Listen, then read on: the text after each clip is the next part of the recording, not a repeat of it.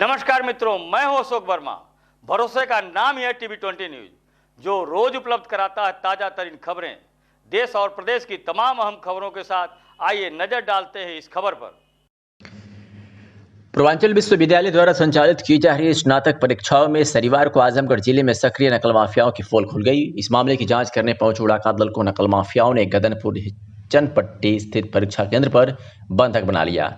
Police की मदद से किसी तरह टीम को मुक्त कराया गया। स्नातक द्वितीय वर्ष के शिक्षा शास्त्र विषय के प्रश्न पत्र लीक हो जाने के कारण विश्वविद्यालय प्रशासन ने परीक्षा नियंत्रक की संस्तुति पर इसके लिए जिम्मेदार माने गए जनपद के 4 डिग्री कॉलेजों में बनाए गए परीक्षा केंद्रों को निलंबित कर दिया है। इस कृत्य के चलते शनिवार को द्वितीय पाली में होने वाली स्नातक द्वितीय वर्ष में अध्ययनरत शिक्षा छात्र के परीक्षार्थियों को मायूस वापस लौटना पड़ा। बताते चले कि स्नातक द्वितीय वर्ष के लिए शिक्षा शास्त्र की परीक्षा शनिवार को द्वितीय पाली में सुनिश्चित की। इसमें जनपद में बनाए गए परीक्षा केंद्रों पर श्रीमती गुजराती देवी महाविद्यालय गदनपुर हिच्चनपट्टी के परीक्षा केंद्र संचालकों की लापरवाही से परीक्षा से पूर्व ही प्रश्न पत्र सुबह ही सोशल मीडिया पर लीक हो गया। डॉक्टर पंकज सिंह ने सोशल मीडिया पर वायरल हुए प्रश्न पत्र को देखकर शिक्षक संघ अध्यक्ष डॉक्टर विजय कुमार सिंह के साथ ही विश्वविद्यालय प्रशासन को इस बात की तत्काल सूचना दी, जिससे पूर्वांचल विश्वविद्यालय प्रशासन हतप्रभ रह गए। जनपद में तैनात किए गए उड़ाका दल की टीम के प्रभारी रहे डॉक्टर पंकज सिंह ने दूसरी टीम के प्रभारी डॉक्टर बलवंत सिंह को साथ लेकर अन्य सहयोगियों के साथ मुख्य आरोपी माने गए जिले के गदनपुर हिच्चनपट्टी स्थित गुजराती देवी महाविद्यालय में बने परीक्षा केंद्र पर जांच पड़ताल के लिए करीब 12 बजे पहुंचे, जहां पेपर पहले से कट हुआ मिला। बताते हैं कि महाविद्यालय प्रशासन से जुड़े लोगों ने टीम को घेर लिया। शिक्षक संघ अध्यक्ष डॉक्टर विजय सिंह को जैसे ही इसकी सूचना मिली तो अप्रिय घटना की आशंका पर उन्होंने तत्काल कुलपति प्रोफेसर निर्मला एस मौर्य और परीक्षा नियंत्रक को इसकी सूचना देकर तत्काल टीम के सुरक्षा की मांग की। इसके बाद कंथरापुर थाने की से पुलिस अधिकारी राकेश सिंह की अगुवाई में पहुंची पुलिस टीम की मदद से बंधक बनाई गई टीम को मुक्त कराया गया। पूर्वांचल विश्वविद्यालय के परीक्षा नियंत्रक वीएन सिंह ने इस कृत्य के लिए मुख्य जिम्मेदार माने गए गुजराती देवी महाविद्यालय के साथ पूर्व में कई गई नकल की शिकायत पर जहानागंज क्षेत्र के हरिशंकर जी महाविद्यालय व शैलेंद्र महिला महाविद्यालय शहर से सटे सेंधा स्थित Shri Durga ji girls degree college का परीक्षा केंद्र रद्द कर स्थानांतरित कर दिया। परीक्षा नियंत्रक एवं परीक्षा समिति द्वारा लिए गए निर्णय के अनुसार इन परीक्षा केंद्रों के परीक्षार्थियों को अब दूसरे परीक्षा केंद्रों पर परीक्षा देनी होगी। परीक्षा नियंत्रक वीएन सिंह के अनुसार Shri Durga ji girls degree college के परीक्षार्थी अब सिविल नेशनल कॉलेज हरिशंकर जी महाविद्यालय एवं शैलेंद्र महिला महाविद्यालय के परीक्षार्थी श्री दुर्गा जी पीजी कॉलेज चंडेश्वर तथा गुजराती देवी महाविद्यालय गदनपुर हिच्चनपट्टी एवं वहां परीक्षा दे रहे राजीव गांधी महाविद्यालय बलदेव मंदुरी के परीक्षार्थी अब शिवा पीजी कॉलेज तिरही पर बनाए गए परीक्षा केंद्र पर अपनी परीक्षा देंगे। निरस्त किए गए बीए द्वितीय वर्ष शिक्षा शास्त्र के प्रथम प्रश्न पत्र एवं शैक्षिक मनोविज्ञान की परीक्षा पूर्वांचल विश्वविद्यालय प्रशासन आगामी 4 अगस्त को प्रथम पाली में प्रातः 7:30 बजे से 9 बजे तक कराएगा। इस निर्णय से बरसात के मौसम में परीक्षा देने वाले छात्र छात्राओं को इस दौरान भारी दुर्वासियों का सामना करना पड़ सकता है।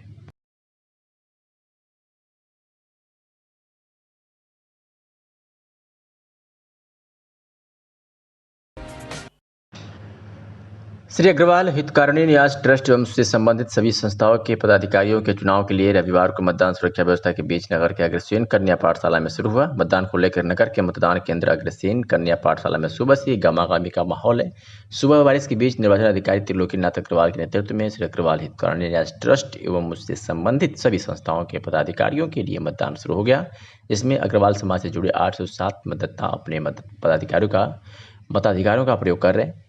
मताधिकार का प्रयोग करने के बाद संस्था के सदस्यों ने बताया कि श्री अग्रवाल न्यास ट्रस्ट के मतदान हो रहे हैं, जिसमें ट्रस्ट के साथ उससे जुड़े संस्थानों पर मतदान हो रहा है। मतदान के बाद नवनिर्वाचित पदाधिकारी अगले 5 सालों के लिए अपने पद पर बना रहेगा। शांतिपूर्ण ढंग से मतदान की प्रक्रिया जारी है। क्या कुछ कहा संस्था के सदस्यों ने, सुनवाते हैं आपको। सबसे पहले आप अपना परिचय दें। मैं पीएन अग्रवाल न्यास ट्रस्ट का क्या नाम है, निर्वाचन अधिकारी नियुक्त किया गया हूं और हमारा ध्येय ये है कि निष्पक्ष किसी भी प्रकार से शांतिपूर्वक बिना व्यवधान के चुनाव संपादित हो और ये चुनाव संपादित होगा निर्विघ्न, हम आशा करते हैं। भैया आप सबसे पहले अपना परिचय दें। मैं मनीष रतन अग्रवाल, सदस्य अग्रवाल समाज। ठीक। आज अग्रवाल ट्रस्ट का चुनाव है, आप प्रत्याशी भी हैं। भैया कैसा चुनाव हो रहा है? कोई इसमें ये अग्रवाल समाज की बहुप्रतीक्षित चुनाव ये हो रहा है। इस चुनाव में बहुत लोगों ने बहुत अड़ंगा डाला, चुनाव रोकने के बहुत सारे प्रयास भी किए, लेकिन प्रशासन और आप लोगों के सहयोग से ये चुनाव जो है आज संपन्न हो रहा है और बहुत शांतिपूर्ण और सद्भावपूर्ण तरीके से ये चुनाव हो रहा है। इसमें अग्रवाल हितकानी न्यास ट्रस्ट के द्वारा संचालित श्री अग्रसेन धर्मशाला, श्री अग्रसेन महिला डिग्री कॉलेज, श्री अग्रसेन पुस्तकालय के सभी पदों का चुनाव हो रहा है। मैं भी यहाँ पे पुस्तकालय के लिए श्री अग्रसेन पुस्तकालय के प्रबंधक पद का प्रत्याशी हूँ। अच्छा भाई साहब, कुछ यहाँ पे सुनने में आ रहा है कि कुछ जो पेपर मिल रहा है चुनाव के लिए उसमें कुछ गड़बड़ी है, क्या ऐसा सच? नहीं, सिर्फ ऐसा ये केवल भ्रामक है कि जो लोग चुनाव रोकने का प्रयास कर रहे थे उन लोगों ने फिर इस तरह का कि किसी भी स्थिति से चुनाव रोक दिया जाए, इसलिए कि वो लोग अपनी संभावित निश्चित पराजय के लिए से परेशान हैं, इस तरह का कृत्य और कुकृत्य कर रहे हैं। धन्यवाद भाई साहब। आज अग्रवाल हितकानी न्यास ट्रस्ट का चुनाव है भैया, क्या इसमें किस किस पद के लिए चुनाव है और क्या कौन कौन लोग हैं? श्री अग्रवाल हितकानी न्यास ट्रस्ट का प्रत्येक 5 वर्ष में चुनाव होता है। आज चुनाव सभी अग्रवाल हितकानी न्यास ट्रस्ट और उससे संचालित संस्थाएं डिग्री कॉलेज, इंटर कॉलेज, धर्मशाला और पुस्तकालय का चुनाव है। इसमें न्यास ट्रस्ट के अध्यक्ष, न्यास ट्रस्ट के मंत्री जो कि निर्विरोध निर्वाचित हो गए मुकुल अग्रवाल जी, न्यास ट्रस्ट के कोषाध्यक्ष, न्यास ट्रस्ट के 4 सदस्य। ये हमारी जो न्यास ट्रस्ट है ये कभी भी पूर्ण रूप से समाप्त नहीं होती है। 12 सदस्यीय हमारे कार्यकारिणी होती है, जिसमें हर 2 साल में 4 सदस्य अपना कार्यकाल पूरा करते हैं। 4 सदस्यों का है। डिग्री कॉलेज में पूरी कमेटी और 9 सदस्य, धर्मशाला में पदाधिकारी वो 5 सदस्य, पुस्तकालय में पदाधिकारी वो 5 सदस्य। इस तरह ये पूरी सभी पदों का ये निर्वाचन हो रहा है। इंटर कॉलेज का निर्वाचन चूँकि पहले हो चुका था इसलिए वो नहीं। अच्छा, यहाँ के निर्वाचन अधिकारी कौन है? ये निर्वाचन अधिकारी त्रिलोकीनाथ अग्रवाल जी हैं, इन्हीं की देखरेख में ये निर्वाचन चल रहा है। और हमारे स्वतंत्र प्रकाश अग्रवाल जी, चूँकि हमारे बाइलाज में एक नियम है कि 30 अप्रैल तक अगर चुनाव नहीं होता है तो पूरी कमेटी तो नहीं, लेकिन चूँकि अध्यक्ष, मंत्री, कोषाध्यक्ष का कार्यकाल समाप्त हो जाता है तो हमारे शेष जो 8 कार्यकारिणी के सदस्य होते हैं वही इसको फंक्शनिंग में रहते हैं। तो सभी 8 सदस्यों ने सर्वसम्मत से स्वतंत्र प्रकाश जी को अध्यक्ष बना के आज इन्हीं की अध्यक्षता में चतुर्मासिक बैठक हुई है। जनपद में बड़े पैमाने पर सफाई अभियान कार्यक्रम चल रहा है। इसी क्रम में अंबिका सेवा सामाजिक संगठन ने आज ठेकुमा विकासखंड के बहोतर ग्राम में बाबा बहोतर के स्थान पर विशेष सफाई अभियान चलाया गया, जिसमें खंड विकास अधिकारी ठेकुमा अनवर अली संस्था के सफाई अभियान में सहयोग करने के लिए सराय पलटू नया पंचायत के दर्जनों सफाई कर्मी भी सुबह 9 बजे पहुंच गए और संस्था के दर्जनों सदस्य भी सफाई अभियान में जुट गए। बरसात के मौसम होने के बावजूद भी कई सदस्य सफाई अभियान चलाए। 9 बजे से शुरू हुआ और 12 बजे तक अभियान चलता रहा, जिसमें मुख्य रूप से मंदिर परिसर, अगल बगल के ग्राम मार्ग पर सफाई अभियान चलाया गया, जिसकी अगुवाई संस्था प्रभारी अध्यक्ष अभिषेक उपाध्याय के नेतृत्व में किया गया। इस मौके पर वीरेंद्र मौर्य, सौरभ उपाध्याय, जयप्रकाश मौर्य, नितिन शर्मा सहित तमाम लोग मौजूद रहे। आजमगढ़ के लाटघाट से खबर है, जहां सामुदायिक स्वास्थ्य केंद्र लाटघाट आजमगढ़ का आज विधिवत ऑक्सीजन प्लांट का उद्घाटन मुख्य चिकित्सा अधिकारी ए.के. मिश्रा के द्वारा किया गया। उन्होंने कहा कि यह ऑक्सीजन संयंत्र जिला आजमगढ़ वासियों को सादर समर्पित कर दिया गया है, जिससे अब ऑक्सीजन की कोई कमी नहीं आएगी और इससे क्षेत्र के अलावा जिले भर में ऑक्सीजन की आपूर्ति करने में सुलभता मिलेगी। उन्होंने साथ ही ये भी सभी से निवेदन किया है कि आप लोग कोरोना महामारी को देखते हुए सोशल डिस्टेंस का पालन करें और मास्क का उपयोग जरूर करें। बहुत आवश्यक हो तभी घर से बाहर निकलें, क्योंकि कोरोना की तीसरी लहर आने की संभावना है, जो बच्चों पर काफ़ी प्रभाव करेगी। तो खबर आपको आजमगढ़ के लाटघाट से दिखा रहे हैं, जहां आज लाटघाट सामुदायिक स्वास्थ्य केंद्र पर विधिवत ऑक्सीजन प्लांट का उद्घाटन मुख्य चिकित्सा अधिकारी डॉक्टर ए.के. मिश्रा के द्वारा किया गया। और झांसी में नवांगतुक बीएसए से मिला SC/ST basic teachers welfare association का प्रतिनिधिमंडल। बता दें कि 17 जुलाई को एसोसिएशन का एक प्रतिनिधिमंडल नवांगतुक जिला बेसिक शिक्षा अधिकारी झांसी से मिला। इस दौरान पुष्पगुच्छ भेंट कर उनका स्वागत किया गया। इस दौरान प्रदेश अध्यक्ष दिनेश विद्रोही, प्रदेश उपाध्यक्ष उषा गौतम, प्रदेश मीडिया प्रभारी दीपक कुमार, जिला उपाध्यक्ष राजकुमार, जिला उपाध्यक्ष सीमा देवी, अनुज कुमार, दीपचंद्र चौधरी, पंकज श्रीवास्तव, संतोष कुमार आदि शिक्षक साथ ही मौजूद रहे। नेतृत्व जिला अध्यक्ष हेमंत गौतम एवं आभार जिला महामंत्री राजेंद्र कुमार वर्मा ने किया।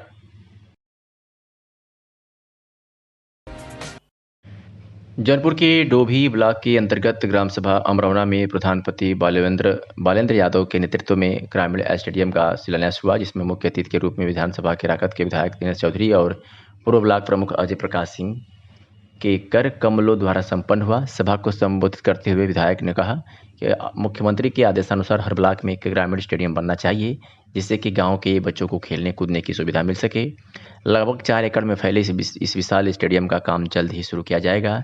इसमें बच्चों को खेलने के लिए हर प्रकार की चीज़ें उपलब्ध कराई जाएंगी, जैसे वॉलीबॉल, फुटबॉल, बैडमिंटन आदि।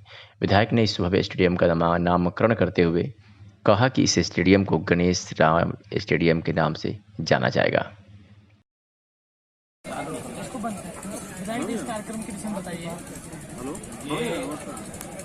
देखिए, जब से भारतीय जनता पार्टी की सरकार है, तब से लगातार उत्तर प्रदेश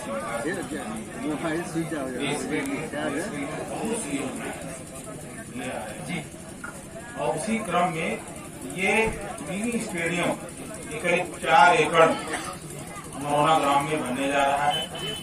इसमें चारों तरफ से पथ, वॉलीबॉल, बैडमिंटन, बच्चों को खेलने के लिए झूला, किट, तमाम जो एक आवश्यकता है, ये हमारे अमरौना ग्राम में बने जा रहा है। उसी क्रम में आज मैं शिलान्यास किया। इससे लोगों को क्या लाभ हो सकता है अगर बड़े?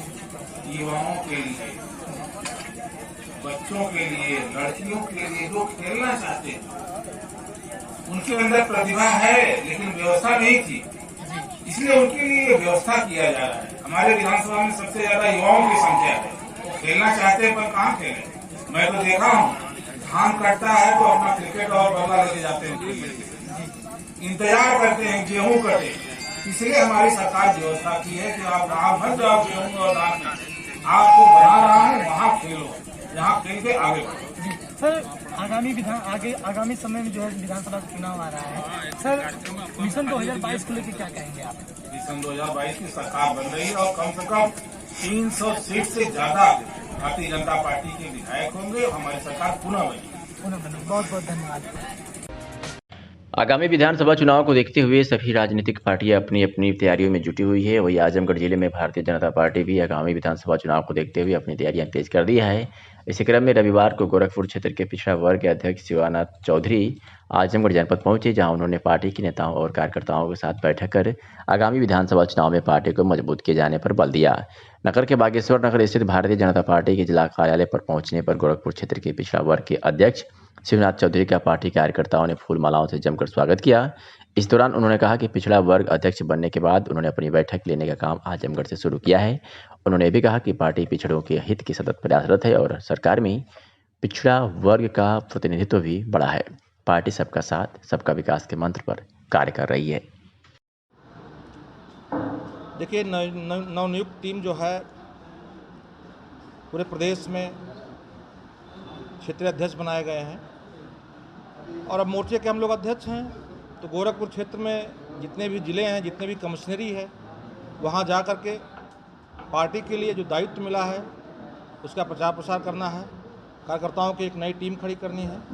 पार्टी का जो भी दिशा निर्देश है पिछड़े समाज के लिए और भाजपा के लिए, वो कार्य करने के लिए हम लोग आए हैं। आज गोरखपुर क्षेत्र का ये पहला कार्यक्रम है और ये आजमगढ़ से मैंने शुरू किया है। मैं आजमगढ़ के लोगों को बहुत बधाई देता हूँ कि इतना शानदार व्यवस्था उन्होंने किया आगमन पर।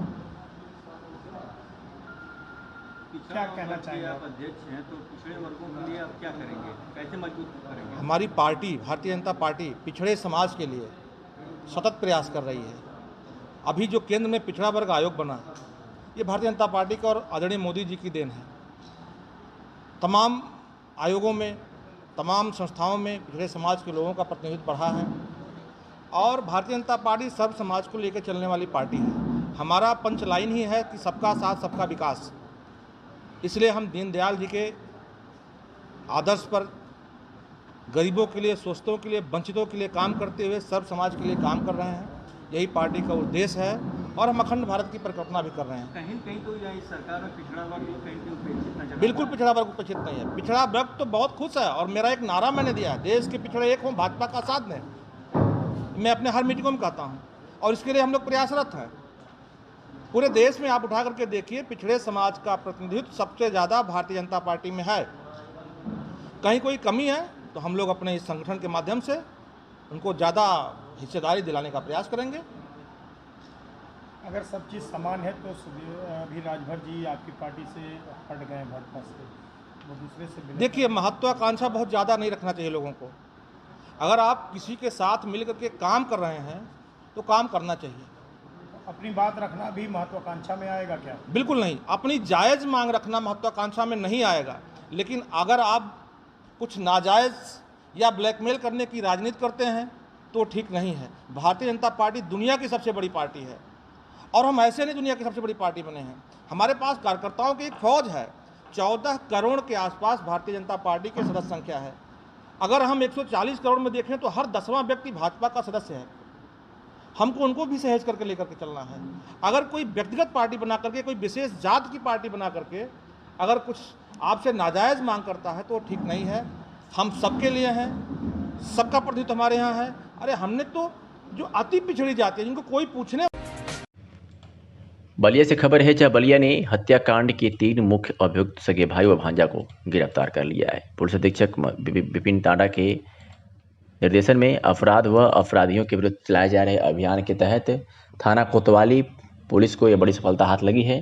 आज पुलिस ने थाना कोतवाली में हुई हत्याकांड के 3 मुख्य अभियुक्त को सगे भाई व भांजा को गिरफ्तार कर लिया है। पुलिस अधीक्षक चंदौली के निर्देशानुसार जनपद में नक्सली संचरण पर प्रभावी रोकथाम रखने, दूरस्थ व पहाड़ी क्षेत्रों के निवासियों वनवासियों को समन्वय कर स्थापित कर रखते हुए सुरक्षा की भावना बनाए रखने एवं अभिसूचना संकलन के उद्देश्य से चंदौली पुलिस द्वारा लगातार नक्सल प्रभावित क्षेत्र में सघन काम्बिंग एवं तलाशी अभियान चलाया जा रहा है।